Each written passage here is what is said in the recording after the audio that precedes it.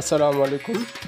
আজকে আমরা জাপানের গুনমা প্রিফেকচারে অবস্থিত গুনমা সাফারি পার্ক সম্পর্কে টুকিটাকি বিষয়গুলো জানব। এখন আমরা যে দৃশ্যগুলো দেখতে পাচ্ছি, পাহাড়ের বিভিন্ন স্তরে স্তরে সাজানো প্রাকৃতিক যে নৈসর্গিক সৌন্দর্য তার কিছু অংশ। সাফারি পার্কের শিশুদের বিনোদনের জন্য শিশু পার্ক এবং পার্কের অভ্যন্তরে যাত্রীদের আনা নেওয়ার জন্য বিভিন্ন আঙ্গিকে সাজানো নিজস্ব পরিবহন ব্যবস্থা। গুনমা সাফারি পার্ক ভ্রমণের যাত্রা শুরু করা যাক। আমরা বাসা থেকে রওনা করলাম সকাল 10টার দিকে। বাসা থেকে আমাদের গুনমা সাফারি পার্কের যে গন্তব্য তার দূরত্ব প্রায় 82 কিলোমিটার ছিল এবং যেতে সময় লেগেছে প্রায় 2 ঘন্টারও অধিক। আমরা জানি যে জাপানের রাস্তাঘাট, পরিষ্কার পরিচ্ছন্নতা এবং পরিবেশ সেটি বিশ্বের যে কোনো দেশের তুলনায় উন্নত এবং পরিপাটি। রাস্তার যে শৃঙ্খলা এবং ট্রাফিক সিস্টেম মেনে চলা, আইন মেনে চলার যে প্রবণতা জাপানিজদের মধ্যে সবসময় কাজ করে, তা আসলেই পৃথিবীর যে কোনো দেশের তুলনায় খুবই বিরল। রাস্তার দুপাশে পাহাড়ের যে প্রাকৃতিক নৈসর্গিক সৌন্দর্য আপনারা ভিডিও শুরুতে দেখেছেন, বিভিন্ন ধরনের পাতাবাহারি গাছ, নানা রঙের ফুল গাছের সমন্বয়ে মূলত বাগানের মতো করে সাজানো। আমরা এখন একটি টানেলের ভিতরে প্রবেশ করব। এর দুপাশে পাহাড়ের বিভিন্ন ভাঁজেও রয়েছে নানা ধরনের পাতাবাহারি গাছ এবং ফুলের গাছ, যা দূর থেকে দেখতে খুবই মনোহর। জাপানে এই ধরনের প্রচুর টানেল দেখতে পাওয়া যায় যাতে যানজট প্রবেশ না করে। আমরা আবারও চলে আসলাম আরেকটি টানেলে। এর উপরে রেলপথ রয়েছে এবং নিচে গাড়ির ব্যবস্থা, রেলপথ এবং সড়কপথ দুটিরই ব্যবস্থা রয়েছে। ফলে শুধুমাত্র ট্রাফিক সিগন্যাল ছাড়া যানবাহনগুলোকে তেমন একটি দাঁড়াতে হয় না এবং যানজটে পড়তে হয় না। সব জায়গাতে একটি শৃঙ্খলা বিরাজ করে। আমরা দেখতে দেখতেই চলে আসলাম গুনমা সাফারি পার্কের ঠিক প্রবেশদ্বারে, যেটি পাহাড়ের চূড়ায় অবস্থিত।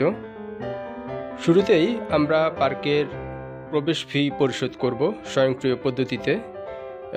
প্রাপ্তবয়স্কদের জন্য প্রবেশ ফি 3200 ইয়েন এবং অপ্রাপ্তবয়স্কদের জন্য 1700 ইয়েন প্রবেশ ফি পরিশোধ করতে হবে আমাদেরকে। তো পার্কের প্রবেশ ফি পরিশোধ করার পর আমরা পার্কে প্রবেশ করলাম ইতিমধ্যে। এখন আমরা দেখতে পাচ্ছি বনমহিষ আমাদের পাশেই রয়েছে। এগুলো মুক্ত অবস্থায়, অর্থাৎ খেতে খামারে যেভাবে তাদেরকে ছেড়ে রাখা হয় ঠিক ওই অবস্থাতে আছে। আর আপনাদের সুবিধার্থে একটু বলে রাখা ভালো যে পার্কের পুরো অংশটাই আমরা ভিজিট করে দেখব, যে আমাদের যে নিজস্ব গাড়ি রয়েছে গাড়িতে। এবং এখানে পার্ক পরিদর্শনের দুইটি পদ্ধতি, নিজস্ব পরিবহনের মাধ্যমে এবং আরেকটি হচ্ছে পার্কের যে নিজস্ব পরিবহন ব্যবস্থা, নির্দিষ্ট পরিমাণ ফি পরিশোধের মাধ্যমে ওই গাড়ি দিয়ে তারা পার্ক পরিদর্শন করায়। কারণ প্রত্যেকটি প্রাণী এখানে মুক্ত অবস্থায় থাকে, আবদ্ধ কোনো খাঁচা বা কাউকে বেঁধে রাখা হয় না।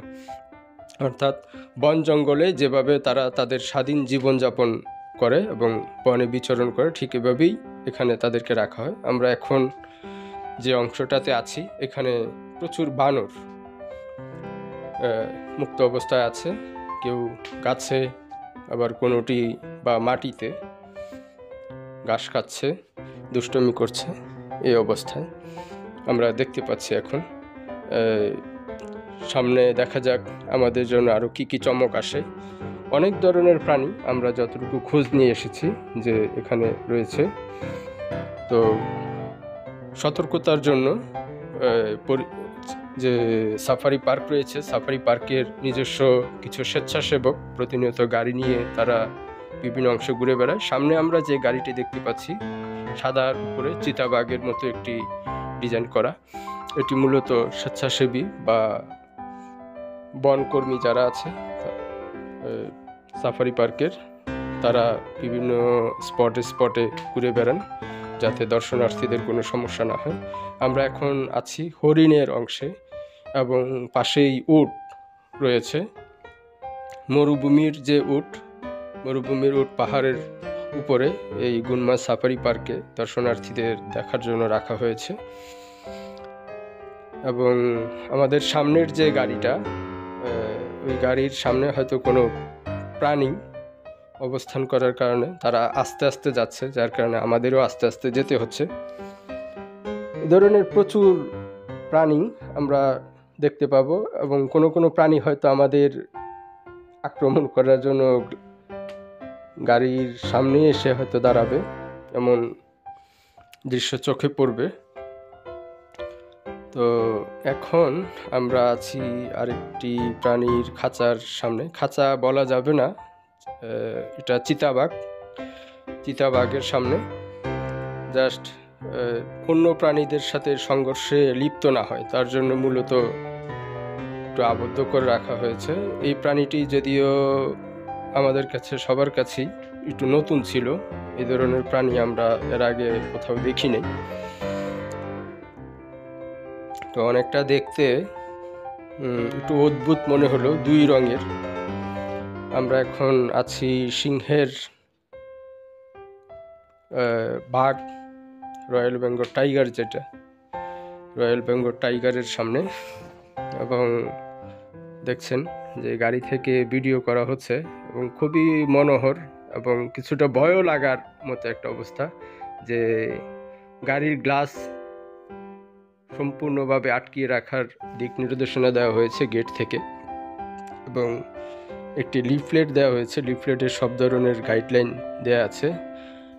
আমাদের গাড়ি সামনের অংশ এবং আমাদের গাড়ির আশেপাশে দেখেন যে সিংহের দল ছুটে আসছে গাড়ির কাছে। আসলে ভয় লাগার মতোই অবস্থা, দেখা যাক পরে কি হয়। আপনারা দেখছেন যে সিংহ প্রায় রাস্তা অবরুদ্ধ করে রেখেছে, গাড়ি দাঁড়িয়ে আছে। আমাদেরকে উদ্ধার করার জন্য সম্ভবত পিছন থেকে আমাদের একটি স্বেচ্ছাসেবকদের যে ওই গাড়ি আসছে। দেখেন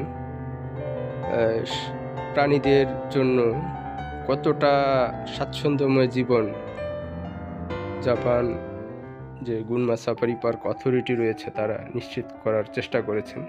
এই যে উদ্ধারকারী গাড়ি চলে আসলো, তারা এসে এখন ওদেরকে একটু সরিয়ে দিচ্ছে। সরিয়ে দেওয়ার পর আমরা সামনের দিকে অগ্রসর হব। গাড়ি এগোচ্ছে আস্তে আস্তে। সিংহ আরেকটি চলে আসলো রাস্তায় এবং প্রায় আমাদের গাড়ির সামনে। এখন আসলে ভয় লাগার মতো একটি অবস্থা, কোনোভাবেই জানালার গ্লাস খোলা যাবে না, এই ধরনের একটা দিক নির্দেশনা আমাদেরকে দেওয়া হয়েছে। আমরা সেটি ফলো করছি। আশা করি নিরাপদেই আমরা এখান থেকে ফিরতে পারবো।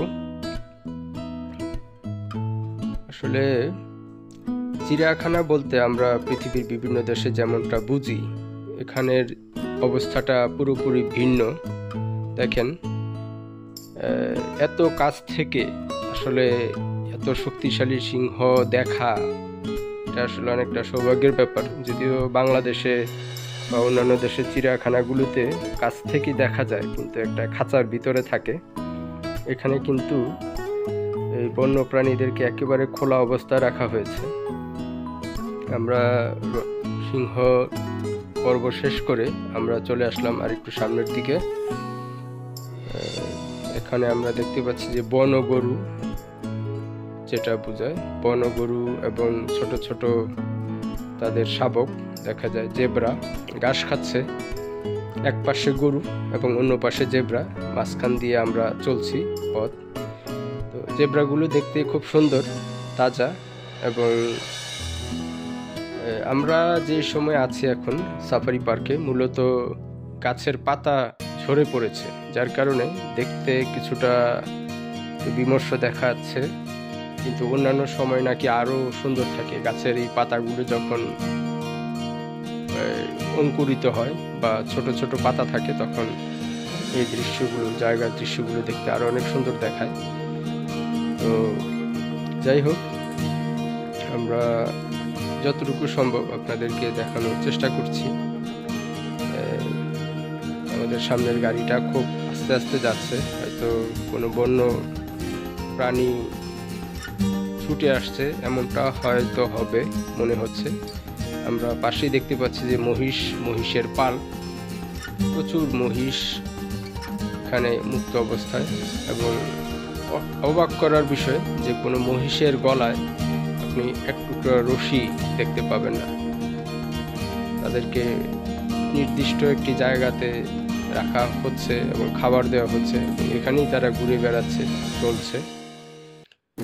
পাহাড়টি আসলে অনেক উঁচুতে, আমরা এখন যেখানে আছি অনেক উঁচুতে, পাহাড়ের ঠিক চূড়ায় এই পার্কটি অবস্থিত। বন মহিষের পাল রাস্তা দখল করে আছে, যার কারণে আমাদের গাড়িও প্রায় দাঁড়িয়ে আছে এখনো। দেখতে পাচ্ছেন যে মহিষগুলো ছুটে আসছে। মহিষ পার হওয়ার পর তারপরেই আমরা আবার সামনের দিকে অগ্রসর হব। আসলে অবাক করার মতো একটা বিষয় যে তাদের কনসেপ্টটাই টোটালি ভিন্ন। চিড়িয়াখানা বলতে যেমন আবদ্ধ থাকে, এখানে আসলে আবদ্ধ বলতে কোনো প্রাণী নেই। সকল প্রাণী যদিও জঙ্গলের মতো হবে না, কিন্তু তাদেরকে যথেষ্ট স্বাধীনতা এবং জীবনযাত্রা তাদের মতো করে অতিবাহিত করার একটা সুযোগ বা পরিবেশ সাফারি পার্ক কর্তৃপক্ষ করার যথেষ্ট চেষ্টা করেছেন, তা সত্যিই প্রশংসনীয়। দেখতে দেখতেই ভিডিও থেকে আমরা বিদায় নিতে হবে, কারণ ইতিমধ্যে অনেক লম্বা হয়ে গেছে। আপনাদের এই দেখানো ভিডিওর বাইরেও আরও অনেকগুলো অংশ ছিল যা একটি ভিডিওতে তুলে আনা সত্যি কষ্টকর এবং বিরক্তিকরও হবে বটে। তাই আজকের মতো এখানে শেষ করতে হচ্ছে। সবাইকে ধন্যবাদ ভিডিওর শুরু থেকে শেষ পর্যন্ত দেখার জন্য।